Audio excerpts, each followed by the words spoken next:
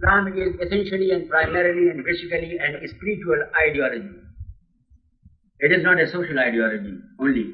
It has given us teachings in the social field, in the moral field, in the economic field, in all fields of life. But Islam is basically a spiritual ideology, and unless we teach Islam to our youngsters in this fashion, and we make it also in a way pragmatic, that they can test as to how far they have gone, whether they are going in blind alleys or they are achieving anything.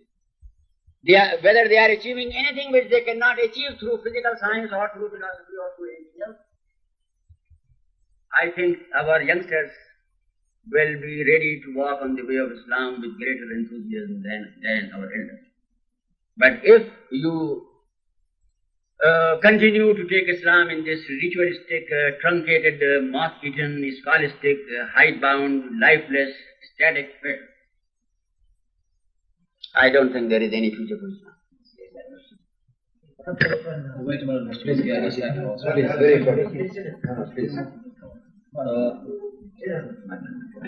is it all right, Mawlana Sahib? Could I ask you a question? It's 25 to... Make it brief. Yes, ask Mawlana Sahib, we are told that Anwar Shah Sahib of Deoband is one of the greatest theologians of this century. Now, in his Nukte Anwar, he has stated that there are more than 100 errors in Bukhari Sharif. What is your opinion of this comment? He is right. He is right. He was one of the most eminent scholars of the Hadith in this century. There is no doubt about it. And he was also one of the beautiful personalities whom I love. You see, he was not an all-round Islamic theologian of eminence, but in the field of Hadith, he was a great man. Definitely. So this does imply that all that is stated in Bukhari Sharif is not correct. It does imply that. It does imply that. Yes, it is true. How long did you know which particular hadith is correct according to this book? Yes, for that... the question is a very important one here. No? Yes, the question is important, and the question was solved by these great Imams themselves. You know, the great contribution of Imam al-Bukhari, Allah bless him, is an invaluable contribution. You see, because at that time, there was no compendium, proper compendium. There were just a few manuscripts, very, very small manuscripts on the sayings of the Holy Prophet itself. And the Jews had started this mischief. So the greatest contribution of Sayyidina Imam al-Bukhari was to sift all those old hadiths. 99.9%, or 99%, or 98%. That itself is a very great contribution. And then he was sentenced. So he gave us those canons, those principles, and that is his another major contribution. Now, on those principles, he evaluated the ahadith. His life was not indefinite, as we know. It's not that he lived for 5,000 years. So, as a human being, he worked day and night. I would say the first great task was to collect all the ahadith, quote and unquote. The next task was to formulate principles of the science of history which were not known to the world before him. And he is the founder and initiator. The third task was to evaluate all the ahadith that he had on that stone and to ultimately classify. So in that classification, 80% of that heap went by the board. 20% remained. So he carried on his tests with his touchstone on that. Then finally, because he knew that he was going to pass away, he tried to complete his work as best as he could. So he said, this hadith is hadith of the first category, of the highest, in point of authenticity, which we can possibly say on those principles which I have formulated. This hadith is of second category, this is of third, this is of fourth, this is of fifth, this is of sixth, this is of seventh, this is of eighth, so on. He was an honest man. He gave that material at the time of his death Here is the work that I have done. Here is the method. Here is the entire, and I leave it to posterity because I did not get as much time as I needed further. Now, other muhaddithin came into the field and they also did a very fine job. But in the meantime, as I have said, the great mischief had been done because of the huge influx of converts. You see, converts without any plan. I would say, if a Muslim missionary goes to a person and contacts him and preaches to him and argues with him and convinces him and teaches him Islam, and then that person becomes a Muslim, that is different. If communities just proclaim through their heads, we want to be Muslim, we want to be considered to be Muslim, to be their thing and so on, what are you going to do?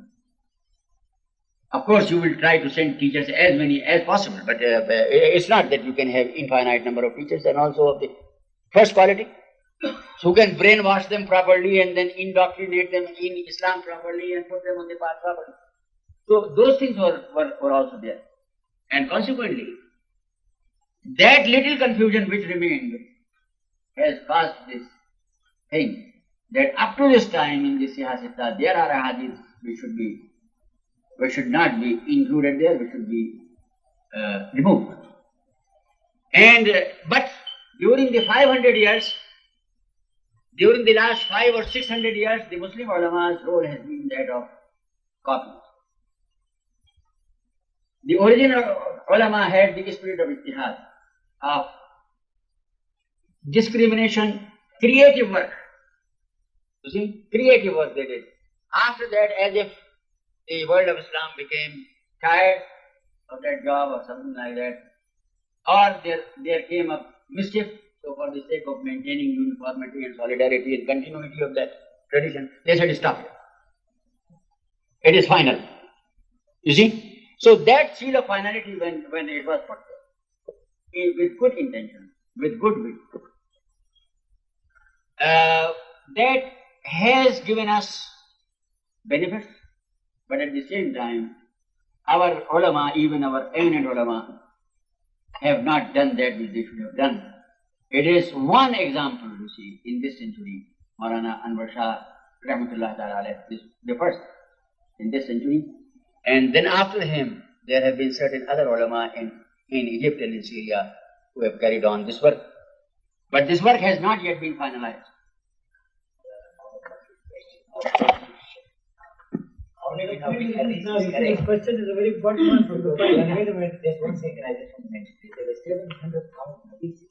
Out of that, they had come down to 3,500. They're supposed to be most correct. So what happened to the 700,000? The direct chain of narrators, there was something wrong with it? Not only the chain of narrators, you see, because when a hadith is evaluated, the first point in connection with that hadith is that the chain of reporters should be a continuous one, number one. The second point is that all those who are members of that chain, their character, they should be persons of integrity, of the highest integrity, that it may not have been possible for them to speak a lie. Then they must also have been persons of highest intellect. It should not have been possible for them to misunderstand anything which they might have heard. You see, they must have proper wisdom. In this manner it was taken. But there is one very important point there, which later Muhaddithin brought up, and which is being emphasized now in this 20th century. After this great work of Sayyidina Mawlānā Dr Ansari, that the first touchstone about the hadith is that it should not contradict in spirit or in letter anything which is there in the Quran. You see? And not only that, it should be in genuine conformity with it. It should be a sort of explanation of it. Because according to the Quran, the Holy Prophet ﷺ had been given the mission in these words, لِتُبَيِّنَ لِلنَّاسِ مَا نُزِّلَ إِلَيْهِمْ, that the Prophet ﷺ may expound to his followers what had been revealed in the Quran. Now, naturally, this exposition was to be something outside the Quran. And this exposition it is which is called the Hadith.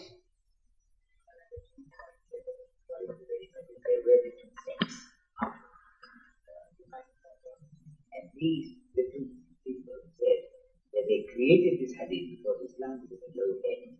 And they created this hadith out of their own mind, just to inject some enthusiasm into the mind of Muslims, which is not in conflict with the Quran either.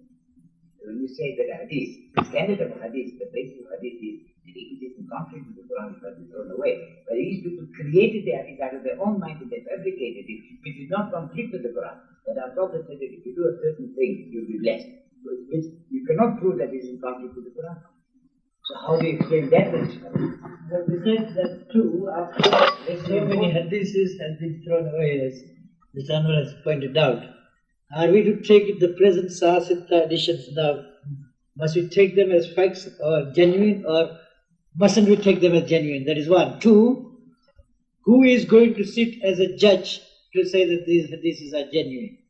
And the present day Muslim who has nothing to do with religion, they are only interested in frictions and arguments, they will say that Dr. Ansari said so and so, that the hadith is fabricated and finished, and there is no end to it. The controversy will go on again. I have not said it. Wait a minute, Adam. I want you to answer this question as I see it, because this recorded tape of yours will be carried on again, and new arguments will start in the community again. Yes. So, if Bukhari's hadith is as they stand today, how many of them do you think they are wrong and must be thrown away or must be believed? I have made it very clear that it is a work to be undertaken by the highest ulama who are specialists in this field.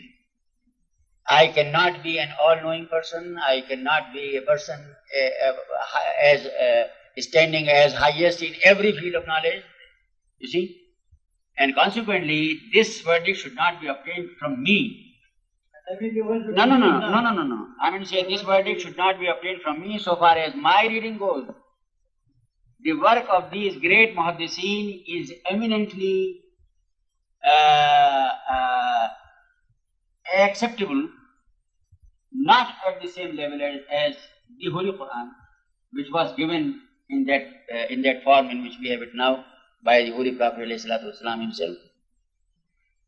But there should be an eminent council of the best ulama who are experts in the science of hadith and also experts of the Quran, who should take it up, honestly, in order that even that thing which appears to me to be 2% or 3%, that thing which appears to me to be weak from the point of view of the norms and principles which Islam teaches, those things may be eradicated from there, if they are to be eradicated, with a consensus of the ulama.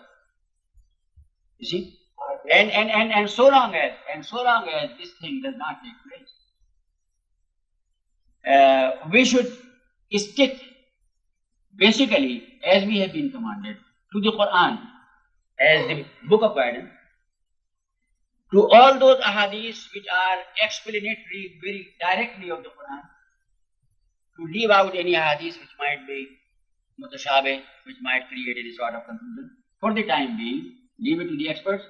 We will not lose anything thereby. The Quran has proclaimed about itself that it is tibyanan likulli shay, it is a complete guidance in every problem. This is a proclamation made by the Quran. Then in the hadith, according to the Quranic norms, we have got to study the life and character and personality of the Holy Prophet ﷺ, which is the Sunnah. We are Ahl Sunnah wal Jama'ah, and our basis is the Holy Quran and the Sunnah of the Holy Prophet ﷺ. Anything which goes out of this scope and is there in that hadith, that should be subjected to scrutiny. You see? And any common Muslim should refrain from saying anything for or against it up to the time that the experts say anything, because it cannot be made a sort of child's play.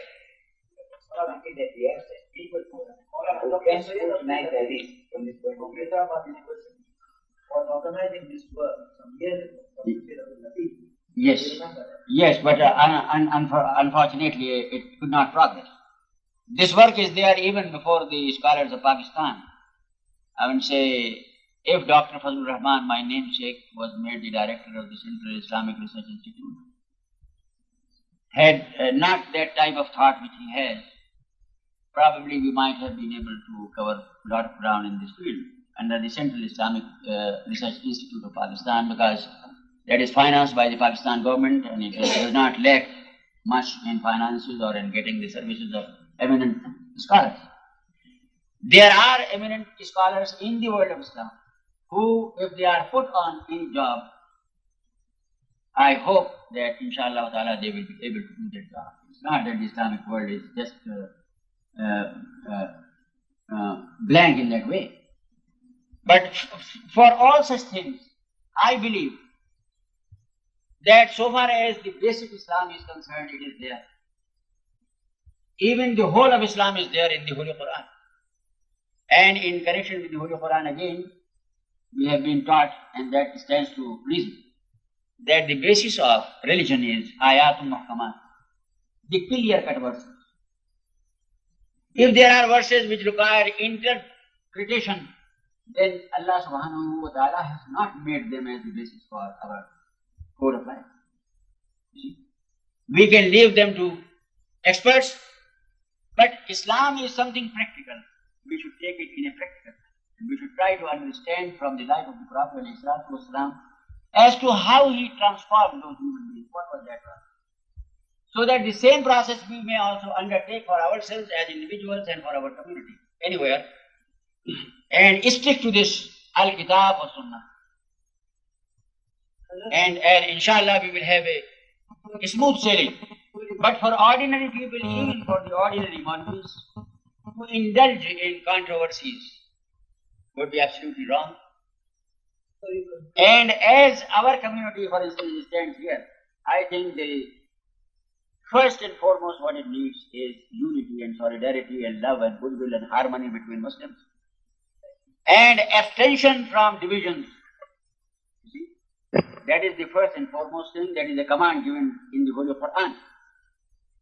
And we should start, if anybody is doing something trivial with which, or something, not trivial, but something, say, secondary, let us confine our own selves to the things which are first or primary or basic. Let us cover the basic field first before we go out to find faults with so and so and so and so and so and so. You see? Before you conclude, point is, there are a lot of followers of Mr. Parvez here, and they would love to see your decision on the question of Hadith. Now the words Siyasitta, the 6 true books of traditions are there. And these 6 true books of traditions, if people are going to analyze who have no knowledge at all, but just because Mr. Parvez said certain things, and because Mr. So-and-so said certain things, and now because you say that there are Anwar Shah Sahib said so-and-so, and because Dr. Ansari said so many things, they will start this controversy immediately to say that Bukhari's hadith could not be believed, and the other Sahasita books must not be believed too. The danger is there that the people who have nothing to do with religion but to sit and criticize day in and day out and bring down this hadith, and this hadith is wrong, and that hadith is wrong, and that hadith is wrong, and this is that, and this is that. It will continue for a long time to come.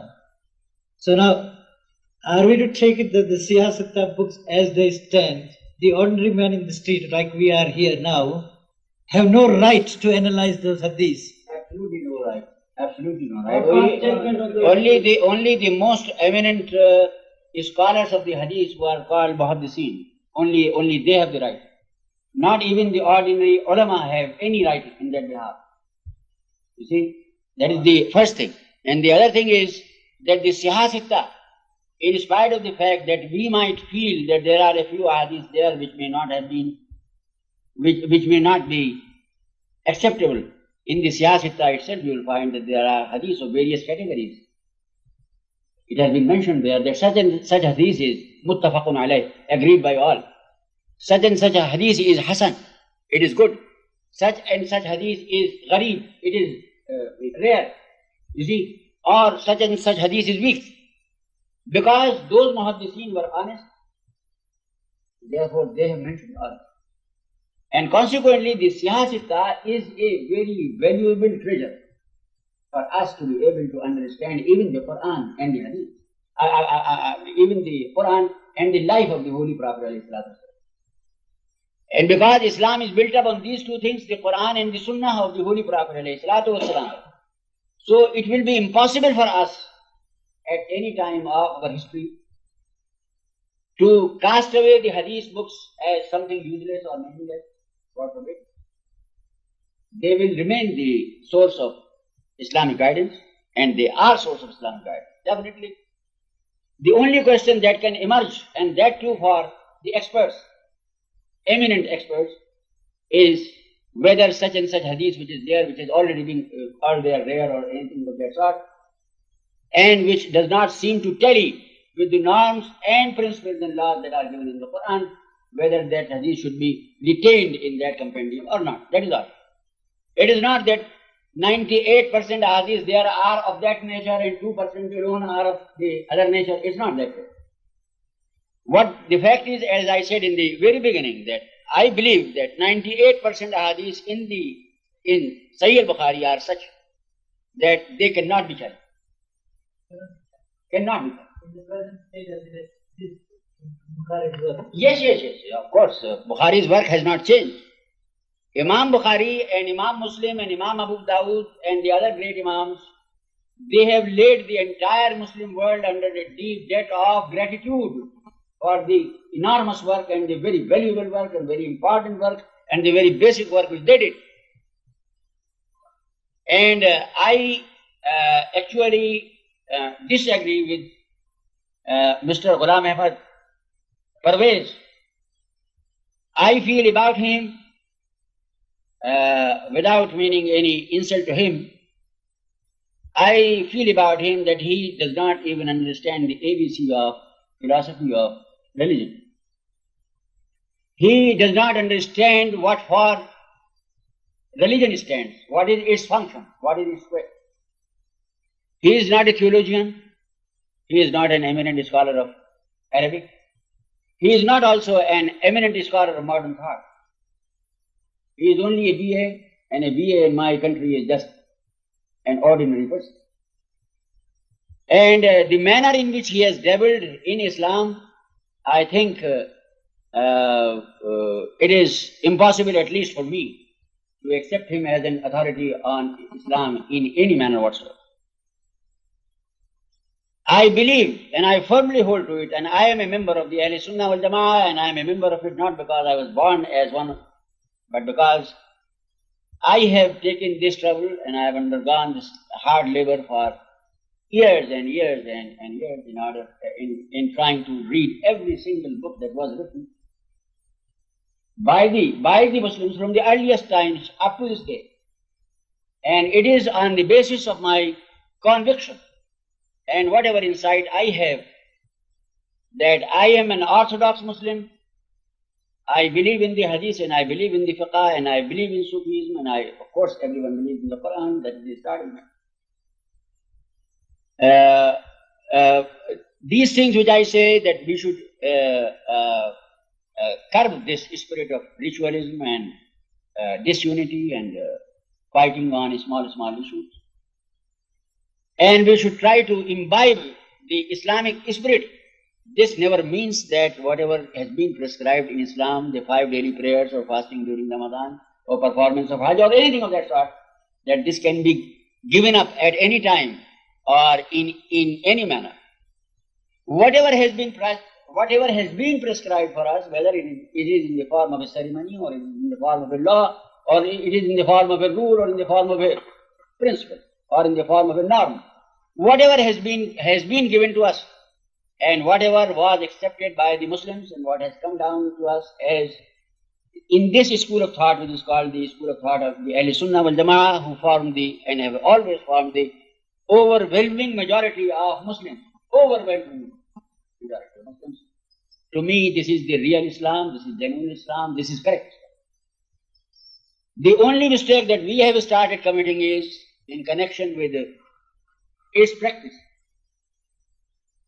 Its practice. In that we have sometimes tried to put the cart before the horse. The cart is also there and the horse is also there. They are both Islamic, you see. But if we put the cart behind the horse, then we will be able to use it for our travel. If we put the horse behind the cart, then something else might happen. So it should not give any impression to anyone. Last night after my speech, one gentleman came to me and he said, "Are you a follower of Parvez?" I said, "I disagree with him cent percent." You see, cent percent in the sense that the system of thought which is there, the arrangement of values which are there, you see, that is absolutely wrong. He might have said many things which we also say and which are there in Islam. You see, but that system of thought which he has given to us is, in my opinion, un-Islamic. He has not been able to catch the proper spirit of Islam and the proper valuation. All our activities are devoid of spirituality, and that we must reminds me of Iqbal's "Rasme Azar hai gayi, ruh hai dilali na rahi." Like the spirit is missing. Now, even in the madrasa, you said that you must acquire. Now, in the Quran Sharif, there is Lahul Asma'ul Husna Fatruhu biha. And then the Hadith Taqallaqu bi akhlaqillah.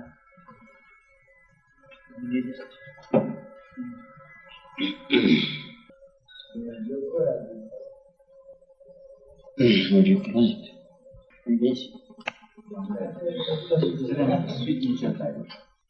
You see, this in question of the Quranic concept of the spiritualization of life as a whole,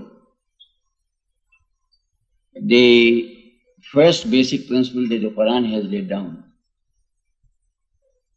is that a Muslim should keep in mind all the time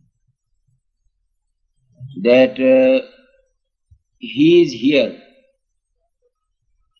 only to serve God and not to serve his own purposes as they might emerge from his own self. The purposes, of course, will emerge from his own self, but they have got to be subordinated to divine pleasure. This is the basis of the spiritualization of life in Islam, because Islam has converted all worldly things and all worldly activities into acts of worship. If these worldly activities are performed with the consciousness that they are being performed in obedience to the divine law and the divine scheme of things, in order that the divine purpose may be fulfilled, then every action, however mundane it may appear to us to be, is an act of worship according to Islam. When we take the food or when we take rest or anything of that sort, you see, which appear to us to be non-religious acts, they have been converted into acts of worship by this formula, by the Holy Quran. As the Holy Quran has clearly laid down, that the motto and the ideal and the manner and mode of a Muslim's life should be Inna salati wa nusuki wa mahyaya wa mamati lillahi rabbil alamin la sharika lah. That my prayer and my sacrifice, and not only these things, but my life itself, every aspect of my life and my death, everything is for Allah alone. And it is for Allah alone with undivided allegiance. It is not that I may say that 99% of it is for God and 1% for someone else, even for my own self, my own ego. Then the Holy Quran has given a complete system of how to acquire spirituality, as we may call it, or how to develop your spiritual faculty. In this connection, as a matter of fact, the salat or prayer, the obligatory